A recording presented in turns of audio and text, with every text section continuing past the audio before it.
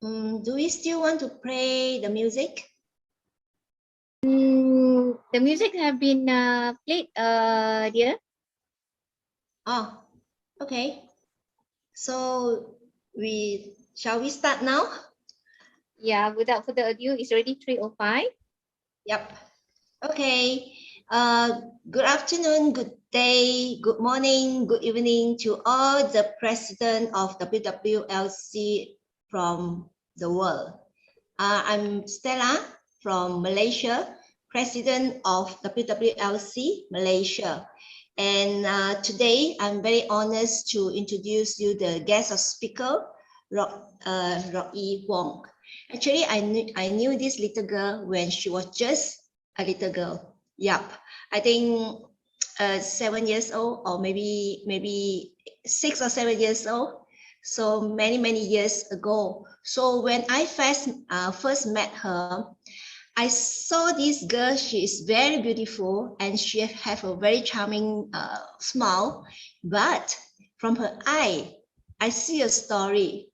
I did not know her problem at that time. So, but I can, it's from her eye, it's telling me that she have a story. After a while, that I knew that she have a problem with this called psoriasis avecus, right? Psoriasis how to pronounce the illness? It's actually psoriasis. Psoriasis. Oh, okay. It's the psoriasis. So I think for the journey for her to fighting with this issue is really inspiration topic for us to really need to know more how the journey for the fighting for this illness, right? So yeah, I'm very looking forward to know further about your inspiration story. So today I'm very glad also to have our board of trustee of WWLC Malaysia, Tatin Jarina, to be our motivator of the day. Over to you, Tatin. Thank you. Thank you, Stella. Good evening, good afternoon, everybody. And I'm Tatin Jarina, Board of Trustees, WWLC. And it's been a while that Malaysia hosted any forum or platform. Just because of these few months, we are quite tight with some schedules of personal business and all that. So here we are again in the month of November with a very interesting topic to discuss with our audience today. And it is cirrhosis. It's a type of skin illness which is very rare, and not many of us know about these illnesses, because we feel that skin disease is just on the surface actually. Yeah, and it doesn't harm any parts of the body. But sad to say that cirrhosis is something serious which need to be taken serious, and need a very what we call that a focused attention in order to maintain, and in order to make sure that the person with cirrhosis are stable in emotional aspect of it, and also partly because of the medical part of it is quite tricky to overcome. I have experience with my own family. My sisters are having eczema, which is something similar to cirrhosis, but cirrhosis is much more what we call that advanced disease that need to be taken very seriously. So without further ado, Miss Rosie Wong is a full-time cirrhosis advocate and a holistic nutritionist. She teaches people how to manage their chronic health conditions, and she also raises awareness for cirrhosis, which is a skin condition that many of us out there may not be aware of it and may have taken it lightly. Because sometimes when we see things that which is on the surface, we feel it is not serious, and we feel that okay, any medication off the counter are able to help and treat the condition. But actually, cirrhosis goes way deeper than that and way much darker than that. So it's good for us to have Miss Rock Yi Wong with us, where she founded also a project Naked, Safe Space, and So Good. Her work really opened up the public eyes on what is the illnesses is all about.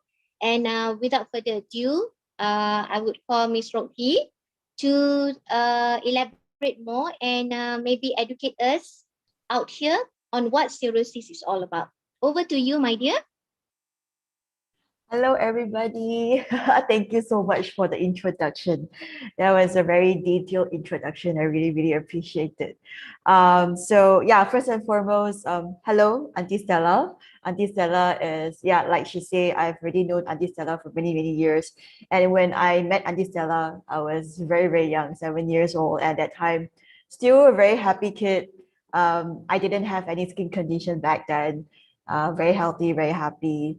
And hello, Datin Jelena, right? Yeah, thank you so much for having me. Very, very honored. And thank you so much for doing a little bit of research and also knowing a little bit about skin condition in general. Makes me feel very welcome and very warm because not many people would do that, you know, like reading up about skin condition before inviting somebody to talk about skin conditions. So thank you so much for two amazing women. Thank you for having me. Very, very honored. But anyway, yeah, I'll share my story. So my name is Roy, and I am a psoriasis advocate. So what it means by psoriasis advocate is that I raise awareness for psoriasis. I call myself a full-time psoriasis advocate because if there is any opportunity for me to talk about myself, I will take the opportunity to talk about psoriasis. So I want to make sure that everybody around me knows what psoriasis is. And I want to make sure that everybody knows how tough it is and how challenging it is to live with a skin condition. So, which I will share more a little bit later. So before that, yes, I'm a psoriasis advocate and I am gonna be a holistic nutritionist at the same time. I'm currently studying. I'll be graduating in about 2 months' time, probably, if everything goes well. And currently, I am already teaching people how to manage their chronic condition, especially chronic skin condition. So right now, I do focus on people, only people with skin condition, but in the future, I would really hope that my knowledge and my experience will be able to help people with other chronic conditions as well. So what we mean by chronic condition is basically lifestyle conditions where like usually what we call them as heart diseases, diabetes and high blood pressure, high cholesterol, all these things. We call it chronic condition because it's caused by lifestyle choices where it caused by long-term habit and lifestyle choices that end up causing a person to have these type of conditions where we know that we can reverse these conditions by also our diet and lifestyle choices. So yeah, that's what I do in essence. And very privileged, very happy, even though that it has been a very, very long journey for me, but I'm very, very happy to be where I am today and very honored. Hold on, because I want to kind of like change something. Okay. Yeah, okay. Now I can see clearly. Okay, so yes, let me explain a little before I start my whole sharing.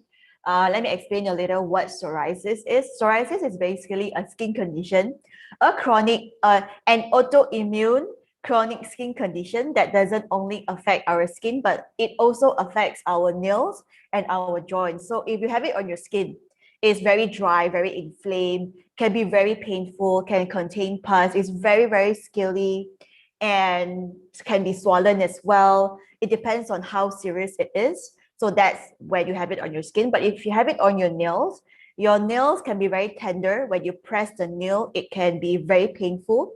And besides that, your nails, the shape of the nails can be changed as well. So it looks a little bit like fungal infection most of the time. And then if you have it on your joints, it's basically like you're having arthritis. But if you don't manage and you don't contain the psoriatic arthritis, it will end up your bones will be like, it will change the shape of your bones as well. And if you are unlucky, if you have psoriatic arthritis at the pelvic area, the bones, the pelvic bones, you won't be able to move. You won't be able to walk properly. You won't be able to move properly. So if you have psoriasis, if you don't take care of your body, it might affect your movement. It might cause you to be bedridden, which also means that you are stuck in the bed and you can't move. So psoriasis will eventually, possibly, if it's the worst case scenario, cause you to be an OKU. So yeah, so that is actually a very serious consequences of psoriasis that everybody has to know, but they might not know. So a lot of people say, oh, it's just a skin condition, but actually it's so much more than just a skin condition, because yeah, like what I have shared just now. So for me, my journey started when I was 9. So I think I got psoriasis at the age of 9 because I started having very bad dandruff problems on my scalp. And then eventually, because of the lack of awareness, because of lack of knowledge, and also because of the stigma within our community, I only was properly diagnosed with psoriasis at the age of 14. And that happened because I had very bad dandruff problems, right? So my mom was asking somebody to come over to my place to test out like a product. And then like when they saw my scalp, they were like, oh my God, this is so bad. This is so bad. Because basically my whole scalp was red color and it was bleeding. Every day when I wake up, because during the night, I will scratch my scalp. And then when I wake up every single morning, there will be blood on my pillow. That time only scalp lah. So very bad when I was 14. So yeah, then they were like, okay, you need to get a doctor opinion about this. So we went, and that was when I was properly diagnosed with psoriasis. And I remember in the beginning of the journey, when I sat down, after waiting for 2 hours to see the doctor, when I sat down, the first thing the doctor told me was, oh, this is psoriasis, it has no cure. Here are some creams, here are some antibiotics pills. You can have these kind of options for treatments, but it will never go away. You will live with psoriasis forever. As a 14-year-old girl, to hear that, it was very traumatizing for me, because who wants to have skin condition at the age of 14? Like, imagine when you were 14, all you care about was just like, I want to be pretty, I want to have nice hair, I want to wear nice clothes, even though that my fashion sense wasn't that good back then. Sometimes still not that good now, but we are all trying. But yeah, like all you want to do is to just like people recognize you as, wow, Rocky, very pretty. Like I love that. I mean, of course, all the ladies love that. No matter no matter what's our age, we all love to be pretty and beautiful, right? So yeah, I feel that at the age of 14, when I was diagnosed with psoriasis, basically everything, all these things was being taken away from me. And at the age of 14 also, that's when my treatment journey started. It was very tough, very difficult, because my skin condition was just worsening day by day since then. Like, I would take antibiotics, I would take injection, I would take steroids, but every journey it was an uphill battle. So like, it will get better and then it will get worse again when I stop the treatment, and then try another treatment, it will get better, and then it will eventually still worsen. So a lot of ups and downs like that. And living in Southeast Asia, living in Malaysia specifically, we have our conventional Western medication, which they all gave us, like steroids medication, steroids, injections, and phototherapy, all these things.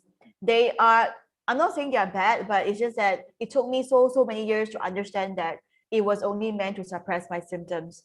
And then after that, at the same time, I was also going through other forms of treatments as well, like Ayurveda treatments, which is traditional Indian medication. And then we also have traditional Chinese medicine. All these a lot of things. And then we also have a lot of religions, and then a lot of ceremonies, like, oh, you kena raso hantu, a lot of things like that. We tried everything. It didn't work at all until. And I remember there were certain points of my treatment journey, my skin was being burned. I was being bitten until my skin was bruised. And then after I was being burned with candle, and then I went to hot spring. It was really, really hot under the sun. And then they were like, oh, you use this hot spring water, like just keep on using it and pour on your body. It's so hot. It's like I feel like I was being burned as well. And then there was acupuncture. There was like a lot of detox treatments, so a lot of vomiting, a lot of purging. So it's like I feel like I was being cleansed inside and out. And I was being tortured also at some point. It's just so, oh my God. And having gone through that at the same time during the whole journey, personally, I was also dealing with a lot of, body image issues and mental challenges as well. Like body wise, like because you have all these red dots on your body, you just constantly feel like you're not normal, and then you're constantly rejecting yourself. And at the age of 14, 15, 16, 17, 18 until 24, this stage is basically the best age for, like younger age, and also it was such a very, very important stage for any ladies, women, because basically it's a stage of growth where you care about other people's opinion. And for me, I was just constantly very afraid that people would judge me.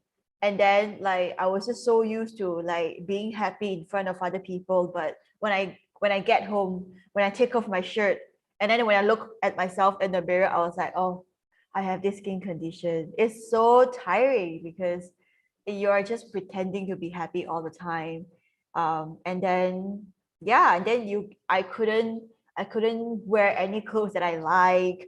A lot of so many pretty clothes I couldn't try it on. And I don't like to go shopping, because when you go shopping, when you see all these nice clothes, you're like, oh, I can't wear all this. I don't have the courage to wear all these clothes. So it was very, very challenging. And then at the same time, you also want to fall in love, right? Anybody wants to fall in love, but then you're just constantly doubting yourself. But who's gonna love me with this skin condition? It's so disgusting, it's so ugly, because when you sleep, when you wake up with a full bed of scales, all these dry skins on the scale. Wherever you go, you drop these dry skins everywhere as well. You go to, when you drive in the car, you sit down and you stand up, and then all this skin. So it's like you just feel like you're very dirty, you're very disgusting. And then you just don't like yourself, constantly rejecting yourself, thinking that you're not good enough. No matter how smart you are, no matter how intelligent you are, sometimes physically, if you think that you're not enough, it's very, very hard to really reach a space to accept yourself. So I was living a lot of that, living with a lot of that kind of thoughts in my mind, like constantly negative, a lot of negative voices telling myself that I'm not good enough. So yeah, that's what I was dealing with a lot of all the time. And then education wise, because sometimes I needed to kind of like take break from living life, and then just to focus on my treatment. I couldn't go out, and then I see my friends going to the beach, enjoying themselves. I see my friends studying the courses that they like, going overseas, and I can't do that because I wasn't even well enough to do that, because at some points in my life, even when I was sitting down, my skin was burning. Like it was so painful. If you have no idea how it looks like, I can share my picture with you. So you can see the slides right now, right?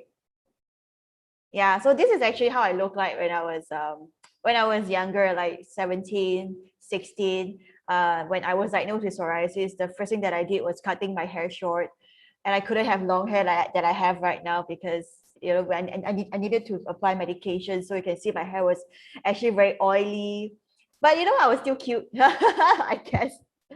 And then at one point I was on medication, and then I was so chubby because I was on steroid medication, and I put on like more than 13 kg after the medication within 1 month. I was only 18 back then. So it wasn't a very, very pleasant journey to go through. And then this was when it was at its worst. Like you can see, like, yeah, if you don't do anything, if you just don't do anything, you sit there, your skin was burning, the skin was really, really burning, and I can't do anything. So if I was in that situation, how do I expect myself to get a job, to fall in love, to go travel, to chase after things that makes you happy, right? So yeah, then yeah, I feel like psoriasis has taken a lot of things away from me, like my childhood, my all these like the, you know, as a girl you want to enjoy being pretty. I didn't enjoy that. I just feel like I was disgusting all the time, and it took away my dream as well. I wanted to be in corporate. I wanted to have a corporate job, you know, but I couldn't do that because I was so sick. So at the age of 24, I was at my rock bottom because I graduated that time, and then I was supposed to get a job, right? Because like you want to get a job not because you want to get a job. You want to get a job because you want to earn money so that you can give back to your parents. So that's what I wanted to do. I just wanted to earn money so that I can give my parents a better life, so that I can retire my parents, so that I can live my life. But I couldn't do that. So I was very, very, very sad, and I couldn't get a job. That's why that time I told myself, okay, let's take a break, you know, let's go through the treatments and see how it goes. So I took 6 months off just to take care of myself. And then at the same time, I started this project. I started this project at my rock bottom because I was feeling so hopeless and helpless. And I was dealing with a lot of negative thoughts. And it really feels like I was like dropping, like I was falling into a dark hole, and I was asking for help. I was screaming for help, but nobody could hear me. And I would wake up in the middle of the night, and my heart was like pumping, hyperventilating. And it was just a very, very, very bad time in my life. And I was constantly asking myself, what can I do with my life right now? You know? And then I think for me, I think just something somehow just clicked. And I just like, okay, I want to share my story. I want to make sure that like anybody who has this problem outside of me, outside my world, knows that they are not alone, and knows that you know, the support is always out there, and they should never feel this way about themselves. So eventually I started this project called Project Naked.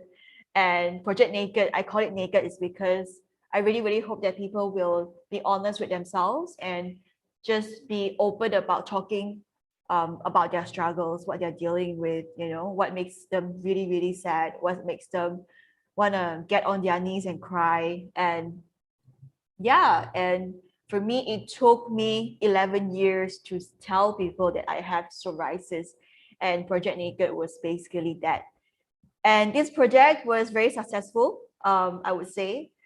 Because of this project, I was featured on a lot of so basically Project Naked was a 24 days campaign where I share about my story living with psoriasis. So you can actually see at the point of time, my condition was very, very severe.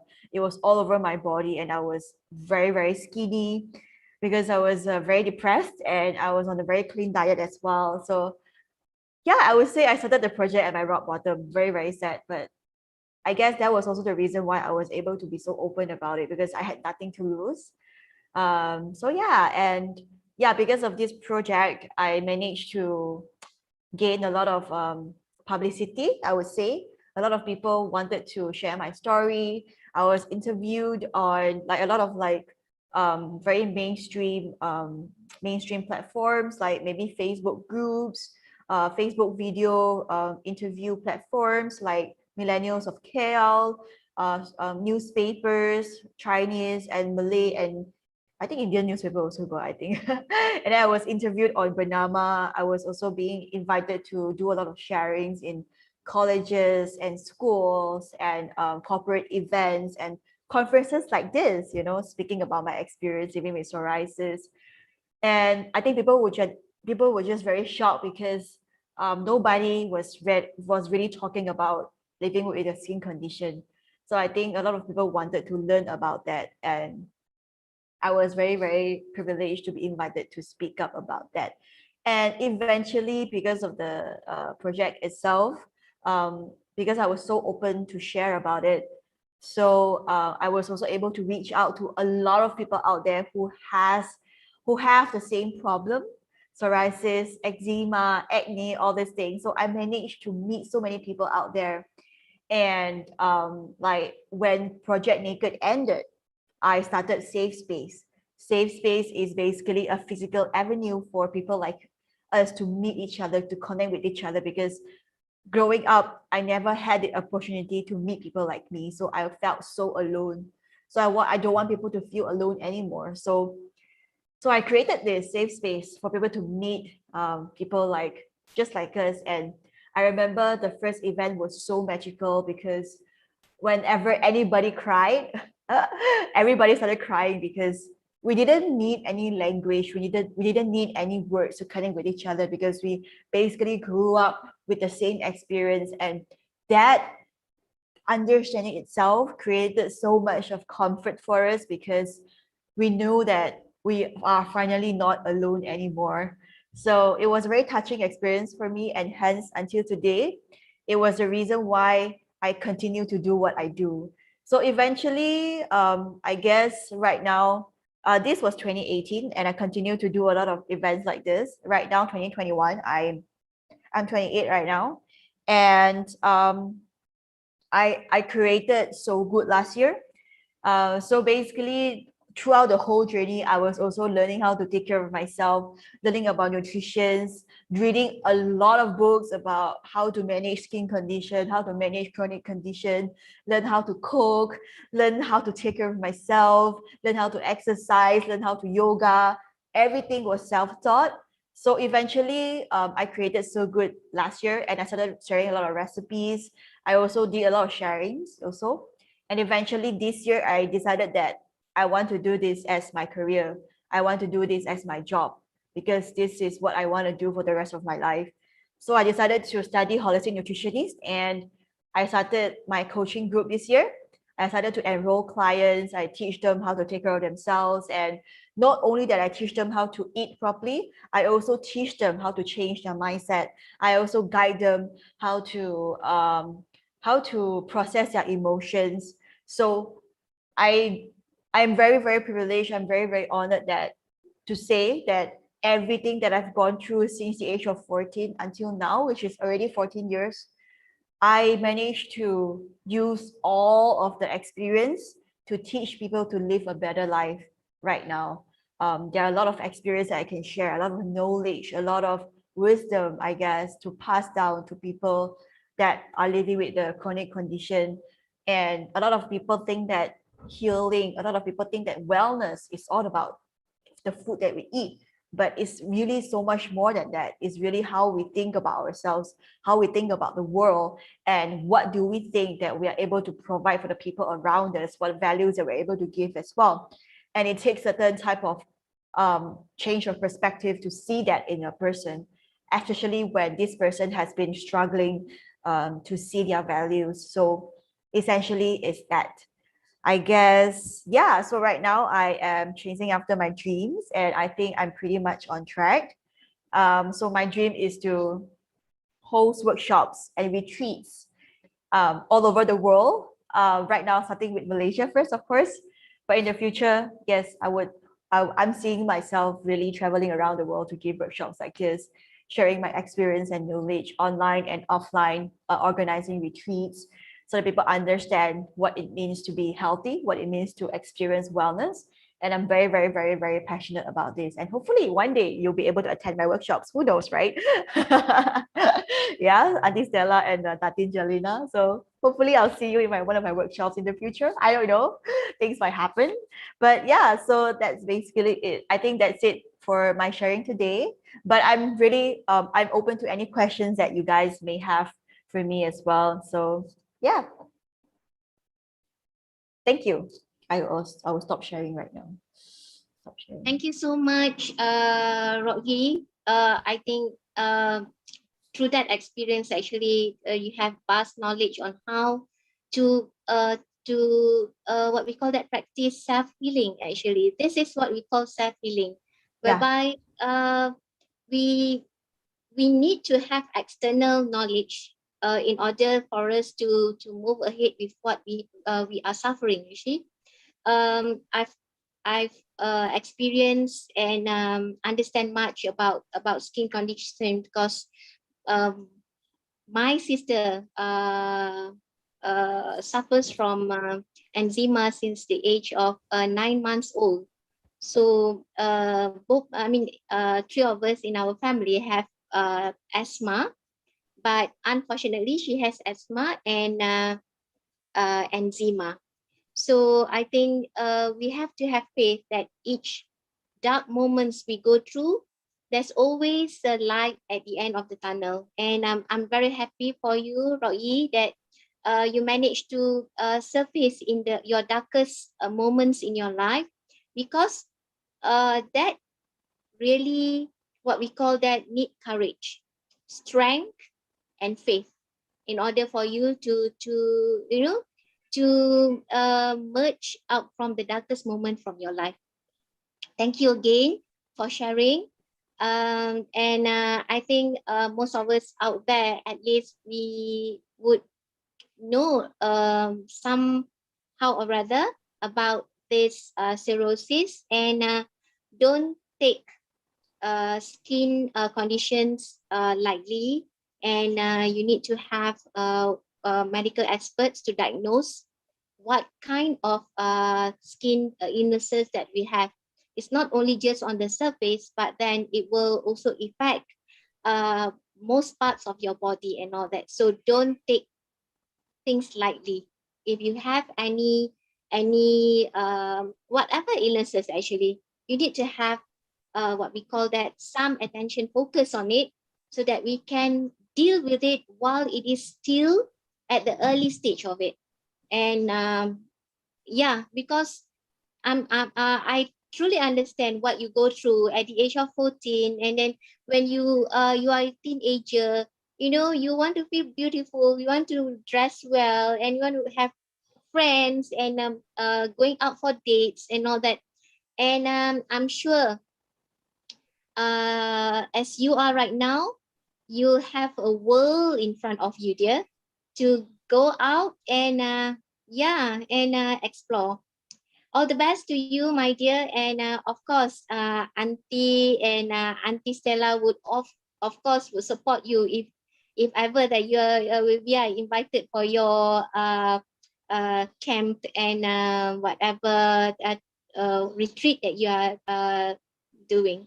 So all the best to you again, and thank you so much for being here with us.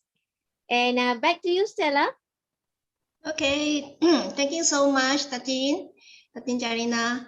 So after listening your sharing, Ra'i, Auntie Stella here feels so touched. I see a transformation from a little girl and towards the tough journey of your growing and all these things. So Auntie Stella have words to ask you now. Are you dating? Yes, I'm dating. I'm out there dating. I'm not taken. I'm still single. Just saying, I'm single. Hello. Yeah, this is my concern. I have a 29 years old boy with me. Give you on a date. I mean, my Instagram is open, so just drop me a text. Actually, you see, I have a friend in this room. Maybe I can ask some question on behalf of her. She's in the room. Maybe that she feel that a bit shy. Because I saw she have how to say just now the rashes it's called rashes or not? It's a skin condition, type of the skin condition. Rosacea? Is it rosacea? I did not know. It's called I don't know how to call it. Just now, Tatin, you mentioned the words is eczema. Is it eczema? Yeah, eczema. I think it's eczema. So do you have anything that can share for her how to treat? Because I saw she on and off, and she's under a treatment, and she need to go to inject steroid. Yeah, steroid. Oh, yeah. Okay. Every 6 months or 3 months. Yeah. 3 months or 6 months, right? Yep. So first and foremost, for people with eczema, what you have to do is you need to remove gluten, dairy, and sugar from the diet. Yeah. Correct. And try to be on 80% alkaline diet, which means 80% fruits and vegetables and 20% acidic diet. So 20% is meat and other stuff. So if you can follow that ratio, sleep well, wake up early, sleep early, exercise, and drink enough water, take care of yourself. Yeah, but if And make sure you are mm, stress-free because eczema also triggered by stress. yes, definitely. So you need to manage your life really, really well. So in order to manage the stress, it requires us to have a switch of perspective to understand what's really important for us. Because if we put ourselves in a situation where we're just constantly chasing after perhaps material things, there would be no end to this. So we really need to understand what's really important and yeah, and prioritize what's important for us. But other Yeah. than that, I do share a lot of information on my Instagram. So if she's interested, she can always follow me and she can always drop a message to me if she has any questions. Okay, I will share your Instagram to her. Sure. Okay. And condition like eczema, dear, in terms of your skin and body care also need to have the pH of 5.5. So it's alkaline basis, like Sebamed, those with pH 5.5 soap, because it's very what we call that, it's very harsh to this to the eczema condition if you use the normal soap. So Yeah. most probably some facial wash and all that, you need to see the pH content in order for you to minimize the condition. Yeah. Some Yeah, I'm days taking if water you're from Rocky now. not out a lot, you can even just not shower. You can just rinse yourself, pat yourself dry, and apply very good moisturizer. You can do that as well. I see. So Tatin Jalina, you seem that you know a lot about this. Yeah, because my family, my sisters are like myself also, I have asthma, but I don't have eczema. Both of my sisters have asthma and eczema since they're toddlers. So we have been in skin specialists in and out, in and out, in and out. Then yeah, I think most of my knowledge are just like Rocky, whereby we learn through trial and error. Yes. And that's how both my sisters manage their enzymes actually. Yeah, it's not serious as what Rocky has been through, right? It's not as serious as Rocky, but it's still a lifetime. They face it a lifetime. So you can have it at your joints on the open surface, and it will not go off. But then it will trigger by stress and then your lifestyle, the kind of food that you eat and all that. So the skin Everything. will become dry and flaky, and it will attack the joints.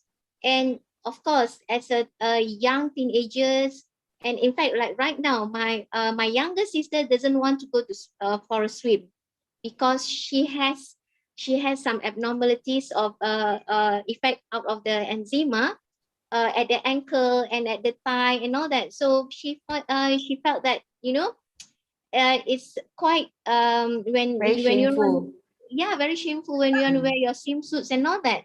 So yeah, this is something that you need to come out from, to be courageous, to be to go out there and be confident of yourself actually.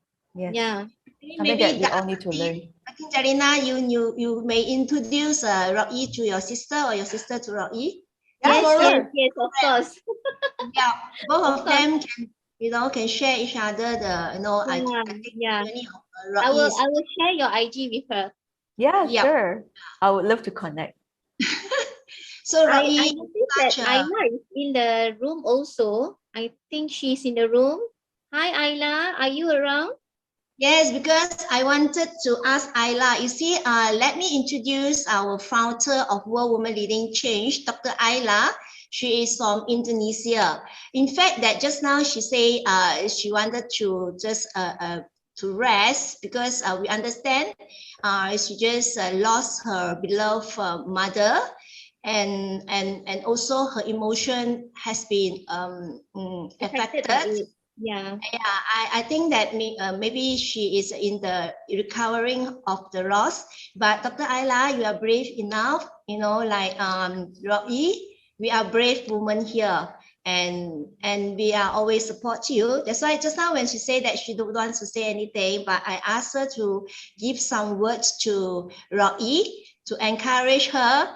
And because after listening the journey, I really impressed by you. You know, you're such a brave a lady. Thank Yeah, you deserve to all the honors, and I'm proud of you. So maybe Dr. Ayla, do you want to say something? If you don't want to on your camera, it's okay for us. We understand. Hi. Yeah. I am very amazing to see you, Rosie. You know, I want to know what can we help to help you to create awareness. You are amazing, and I'm such an honor to meet you in my life. Thank you, President Stella Lim, Dati Jalina. Thank you, Ernestina. I'm honored. You are a brave girl. You have you know, it's just very honor. How can we help you to make these things bigger? Because you know, when my mother very sick, yeah, I wasn't very aware that she's going to you know, but I was with her. She's sick for 8 years, so I went through a lot of things. It's a heart. She has actually a heart defect. So it was a tough heart 8 years. But I think when I hear your story, you are so brave. You know, it's like, yeah, you are so brave, and you know, you must have a very good parents that, you know, giving you a lot of support. And but I think a lot of time, I think, is because of you, and I'm honored. You know, I think you should write a book about yourself and publish it. That's Yeah. actually one of my dreams. I want to write a book. How can we help you do that? How can I think story need to be told, then people understand. Agreed. Yes, I would love to write a book. I would also love to produce like a children book as well. Movie, books. Movie, maybe.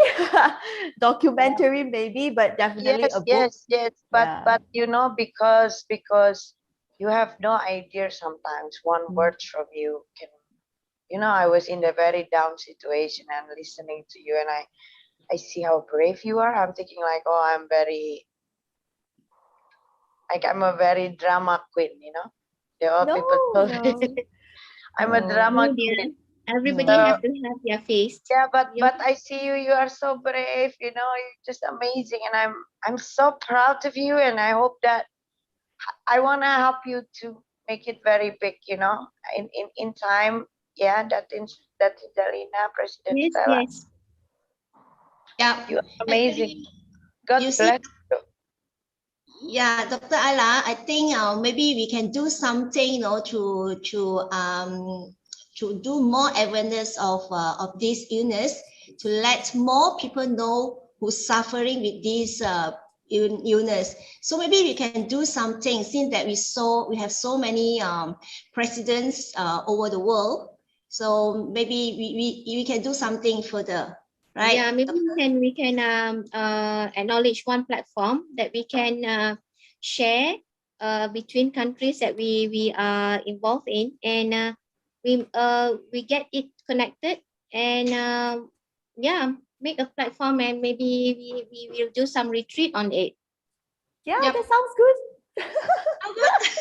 Sounds very good. We can do something, you know, to inspire more people and walk out from the darkness.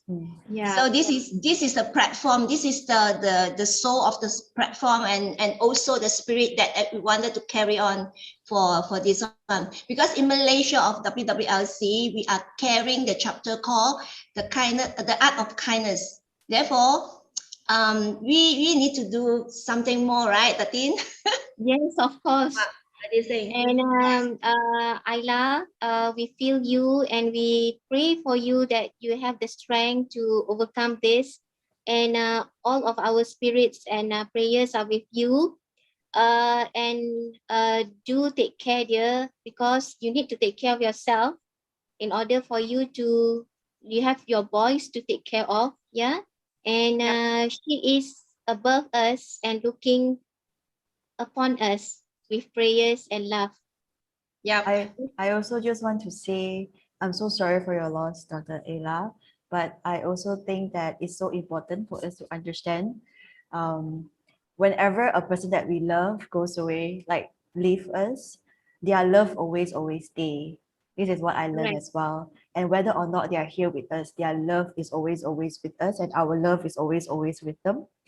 And because of that, there will never be ever be really gone. So yeah, I guess it will be a very difficult time for you for sure, but please know that the love is always here. Yeah. Yep. It is our destination too, yeah. So yeah, love and hugs from all of us. Okay, so another person that we have our WWLC CEO, Miss Ernestina, is in the room too. So maybe Ernestina, do you want to share something or you want to say something to our brave lady, Roy?